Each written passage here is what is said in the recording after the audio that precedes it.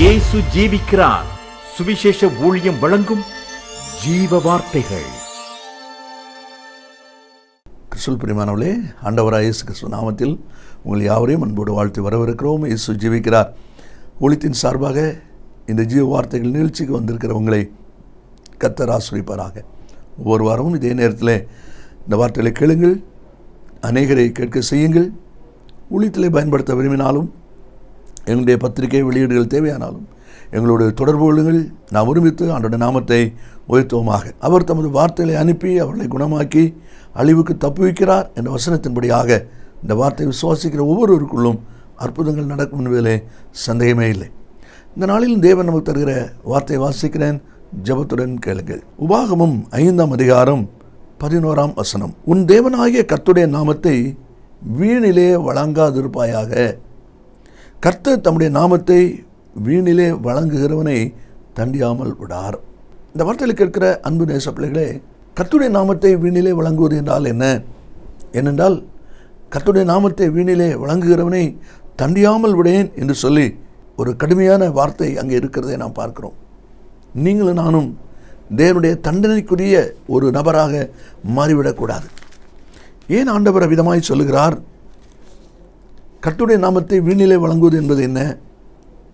ஒருவேளை துன்மார்க்கமாக தூஷணமாக பேசுவதாக இருக்குமோ என்று நினைக்கலாம். அது ஒரு பக்கம் இருக்கட்டும். ஆனால் அதே சமயத்தில் வேதாகமத்திலே சிலர் கர்த்தருடைய நாமத்தை வீணிலே வழங்குகிற அனுபவத்தை பார்க்க முடியும். இன்றைக்கி நாமும் தெரிந்தோ தெரியாமலோ காரணம் இல்லாமல் சில நஷ்டங்களை, சேதங்களை, கர்த்தருடைய தண்டனைகளை கூட சந்திக்கக்கூடிய நிலைகள் வாழ்க்கையில் வருகிறது. தேவனுடைய வார்த்தை சொல்கிறது, உன் தேவனாய கர்த்தருடைய நாமத்தை வீணிலே வழங்காதிருப்பாயாக. தேவையில்லாமல் கர்த்தருடைய நாமத்தை நீ உச்சரிக்காதே என்பதைத்தான் ஆண்டுடைய வார்த்தையிலே ஒரு எச்சரிப்பாக வருகிறதை பார்க்கிறோம். லேவியராகமம் 19:12 வாசிக்கும் போது, என் நாமத்தை கொண்டு பொய் ஆணை இடுகிறதினால் உங்கள் தேவனுடைய நாமத்தை பரிசுத்த குலைச்சலாக்காமலும் இருப்பீர்களாக. என் நாமத்தை கொண்டு பொய் ஆணை சொல்லுகிற பழக்கம் இருக்குமானால் அது கர்த்தருடைய நாமத்தை பரிசுத்த குலைச்சலாக்குகிறது. அப்படி செய்யாமல் இருப்பீர்களாக. என்னாகமம் 30ஆம் அதிகாரம் 2ஆம் வசனத்தை வாசிக்கும் போது, ஒருவன் கர்த்தருக்கு யாதொரு பொருத்தனை பண்ணினாலும் அல்லது யாதொரு காரியத்தை செய்யும்படி ஆணையிட்டு தன் ஆத்துமாவை நிபந்தனைக்கு உட்படுத்தி கொண்டாலும் அவன் சொல் தவறாமல் தன் வாயிலிருந்து புறப்பட்ட வாக்கின்படியெல்லாம் செய்ய கடவன். அப்படியானால் தேவனுடைய சமூகத்தில் ஒரு வார்த்தை நாம் சொல்லுவோமானால் செய்யும்படிக்கு அதை நிறைவேற்றுகிற விஷயத்தில் ஜாக்கிரதையாக இருக்கணும். சங்கீதம் 15:4 ஆணையிட்டதில் தனக்கு நஷ்டம் வந்தாலும் தவறாது இருக்கிறான் என்று சொல்லப்பட்டிருக்கிறதை பார்க்கிறோம். இந்த காரியத்தை குறித்த ஒரு பயம், ஒரு எச்சரிப்பு எப்தாவுக்கு இருந்ததுனால தான் நியாயாதிபதி 11:35 தன் மகளிடத்தில் அவன் சொல்லும்போது, என் வாயை திறந்து சொல்லிவிட்டேன், அதை நான் மாற்றக்கூடாது என்று சொல்கிறதை பார்க்கிறோம். இந்த வார்த்தையில் கேட்கிற அன்பு நேச பிள்ளைகளே, கர்த்தருடைய நாமத்தை வீணிலே வழங்காதிருப்பாயாக என்று சொல்லப்பட்டிருக்கிறதே. வேதாகமத்தில் எவ்விதமாய் வீணாக வழங்கியிருக்கிறார்கள், நாம் எவ்விதமாய் இந்த காரியத்தில் இருக்கிறோம் என்பதை குறித்து வேகமாய் சில வசனங்களை வாசித்து நாம் ஜெபிப்போம். 1 சாமுவேல் 15ஆம் அதிகாரம் 15ஆம் வசனத்தை நாம் வாசிக்கும் போது, அதற்கு சவுல் அமலேக்கியரிடத்திலிருந்து அவைகளை கொண்டு வந்தார்கள். ஜனங்கள் ஆடு மாடுகளில் நலமானவைகளையும் உம்முடைய தேவனாய கர்த்தருக்கு பலியிடும்படிக்கு தப்ப வைத்தார்கள், மற்றவைகளை முற்றிலும் அழித்து போட்டோம் என்றான். இந்த சரித்திர சம்பவம் அமலேக்கோடு யுத்தம் பண்ணி அமலேக்கை சர்வ சங்காரம் பண்ணி விட வேண்டும் என்று ஆண்டவர் சொல்லியிருக்கிறார். 3வது வசனத்தை நீங்கள் வாசிப்பீங்கன்னா, புருஷர், ஸ்திரீகள், பிள்ளைகள், ஆடு மாடு எல்லாவற்றையும் சர்வ சங்காரம் பண்ணிடணும். இது ஆண்டுடைய வார்த்தை. ஆனால் 9ஆம் வசனத்தில் வாசிக்கிறோம், நலமானது முதல் தரம், 2ஆம் தரம் அதை அழித்து போடுவதற்கு மனம் இல்லாமல் தப்ப வைத்தார்கள் என்று பார்க்கிறோம். இப்போ சாமுவேல் வந்து கேட்குறாரு, என் காதில் ஆடு மாடு சத்தம் கேட்குது என்ன? அதுக்கு ஒரு சொல்லுகிற பதில், உம்முடைய தேவனாய் கர்த்தருக்கு பலியிடும்படி கர்த்தருடைய நாமம் வீணிலே வழங்கப்படுகிறது. தனக்கென்று தங்களுக்கென்று வச்சாங்க. அது சொல்லும்போது கூட உம்முடைய தேவனாய் கர்த்தருக்கு பலியிடும்படிக்கு தப்ப வைத்தார்கள். தன்னை வேறுபடுத்திக் கொள்கிறான். அடுத்து சொல்லுகிறான், மற்றவேளை முற்றிலும் அழித்து போட்டோம். அதில் சேர்த்துக்கிட்டான். நல்ல கவனிங்க. தங்களுக்கென்று சொல்லி வைத்து தங்களுக்கு நல்லது என்று நினைச்சதெல்லாம் தங்களுக்கு பிரயோஜனப்பட்டு வைத்து விட்டு கேட்டதுக்கு கர்த்தருக்கு பலியிடும்படி. இப்படிப்பட்ட வார்த்தை கர்த்தருடைய நாமத்தை வீணிலே வழங்குகிற ஒரு வார்த்தை. நீர் ராஜாவாய் இராதபடி அவர் உண்மையை புறக்கணித்தள்ளினார். ராஜபாரம் போய்விட்டது. வீணாக தேவனுடைய நாமம் பயன்படுத்தப்பட்ட பொழுது ஒரு தண்டனை அங்கே வருகிறதை பார்க்கிறோம். இந்த வார்த்தையில் கேட்கிற அன்பு நேச பிள்ளைகளே, உங்களுடைய சுய லாபத்துக்காக, உங்களுடைய நன்மைக்காக நீங்கள் சில காரியத்தை செய்துவிட்டு, நான் கர்த்தருக்காக செய்கிறேன், ஆண்டவருக்காக தான் இப்படி பண்ணியிருக்கிறேன் என்று சொல்லுகிற வழக்கத்தை இனி செய்யாதிருங்கள். இதுவரைக்கும் செய்திருந்தால் கர்த்தர் மன்னிக்கட்டும். இனி அப்படி செய்யாதிருங்கள். காரணம், ஆண்டவருடைய வார்த்தை எச்சரிப்பு பயங்கரமாக இருக்கிறது. வீணிலே வழங்காதிருப்பாயாக. வழங்கினால் தண்டனை என்கிற ஒரு வார்த்தை அதில் இருக்கிறதை நாம் பார்க்கிறோம். இரண்டாவதாக ஆதியாகமம் 27வது அதிகாரம் 20ஆம் வசனத்தில் நாம் வாசிக்கும் போது அங்கே விதமாய் வாசிக்கிறோம். ஈசாக்கு தன் குமாரனை நோக்கி, என் மகனே, இது உனக்கு இத்தனை சீக்கிரமாய் எப்படி அகப்பட்டது என்றான். அவன், உம்முடைய தேவனாய கர்த்தர் எனக்கு நேரிட பண்ணினார். இந்த சரித்திர சம்பவம் தெரியும் நினைக்கிறேன்.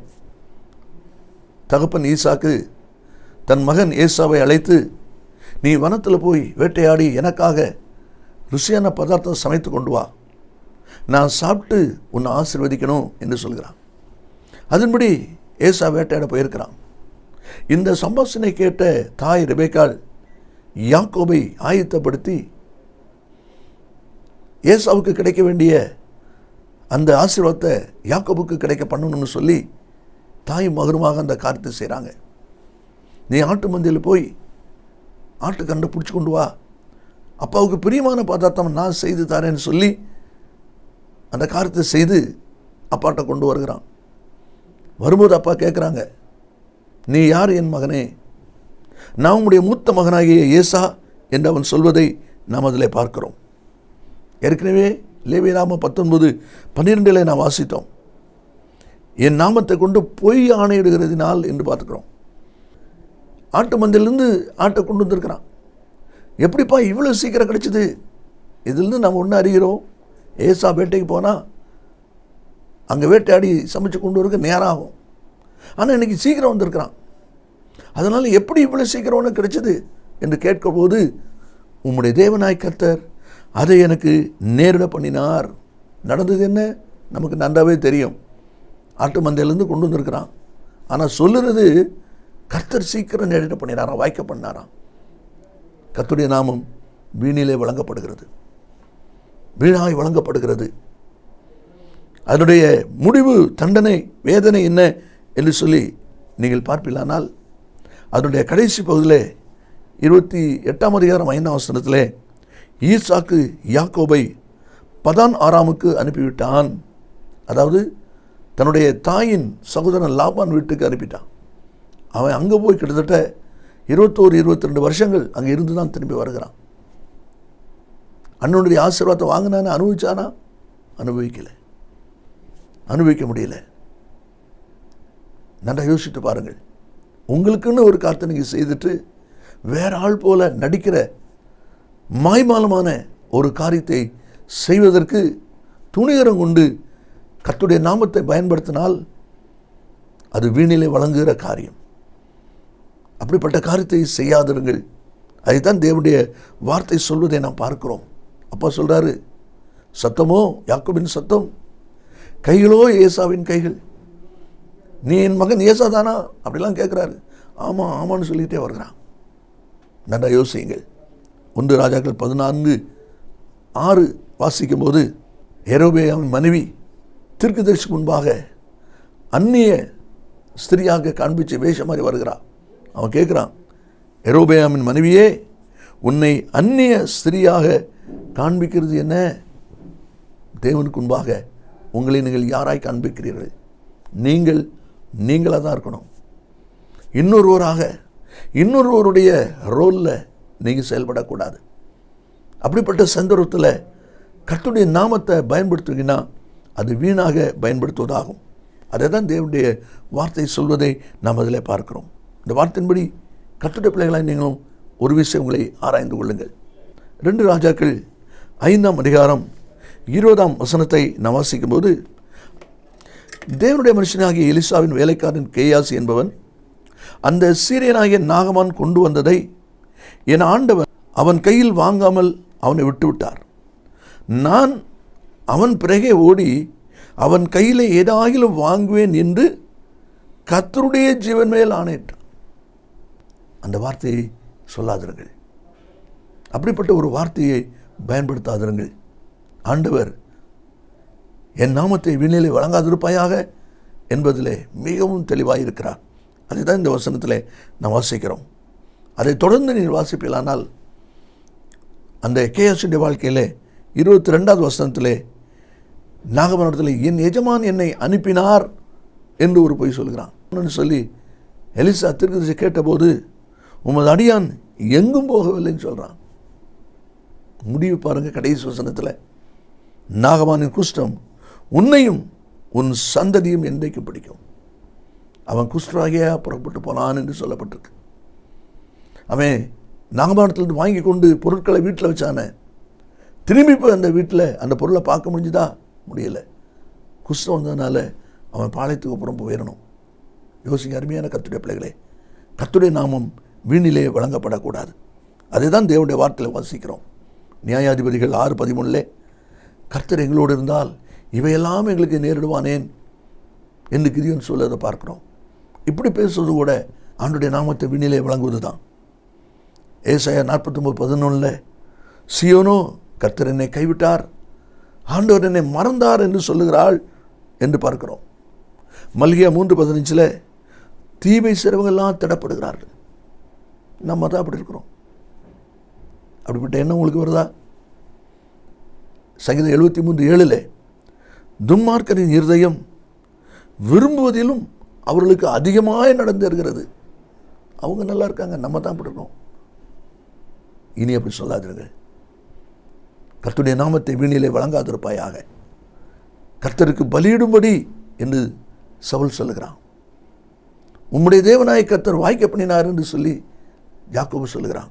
கர்த்தருடைய ஜீவன் மேல் ஆணை என்று கேயா சொல்கிறான். வீணாய் வழங்காதிருங்கள். அது நிமித்தம் தண்டிக்கப்படக்கூடிய நிலை வரும். அந்த தண்டனைக்கு தப்பும்படி இனி இப்படிப்பட்ட காரியத்தை செய்யாதபடி தேவனிடத்திலே அர்ப்பணித்து ஜெபியுங்கள். இயேசு சீக்கிரம் வரப்போகிறார். நல்ல பிதாவே, உம்மை நன்றியோடு துதிக்கிறோம். உடைய வார்த்தை ஆமென்றும் ஆமென் என்றும் இருப்பதற்காய் ஸ்தோத்திரம். இந்த வார்த்தையை கேட்டிருக்கிற ஒவ்வொரு பிள்ளைகளும் தங்களை அர்ப்பணித்து நன்மை சுதந்திரத்துக் கொள்ள உதவி செய்யும். இயேசுவின் நாமத்தில் பிதாவே, ஆமென் ஆமென். கர்த்தர் உங்களை ஆசீர்வதிப்பாராக. ஆமென். அருமையானவர்களே, கடந்த நாட்களில் ஒரு புஸ்தகத்தை குறித்து நான் உங்களுக்கு சொன்னேன். 50 செய்திகள் அடங்கிய இந்த புஸ்தகம் உங்கள் ஆவிக்குரிய வாழ்க்கைக்கு மிகவும் பிரயோஜனமாக இருக்கும். ஊழியர்களுக்கு சிறப்பாக பிரயோஜனமாக இருக்கும். நீங்கள் இதை பெற்று பயன்படும்படி உங்களை அன்பாய் கேட்டுக்கொள்கிறேன். மற்ற விவரங்களை என்னிடத்தில் கேட்டுக்கொள்ளுங்கள். கர்த்தர் உங்களை ஆசீர்வதிப்பாராக. மேலும் விவரங்களுக்கும் உங்கள் ஜெப தேவைகளுக்கும் நீங்கள் எங்களோடு தொடர்பு கொள்ள வேண்டிய முகவரி ஜீசஸ் லிவ்ஸ் காஸ்பல் மினிஸ்ட்ரீஸ், சகோதரர் John M Jayaraj, 123A Dohnavur road, Mavadi, Nellai மாவட்டம், தென்னிந்தியா 627107. Cellphone 9443113292. Email yesujivikaar@gmail.com. Website www.jesuslivesministries.org.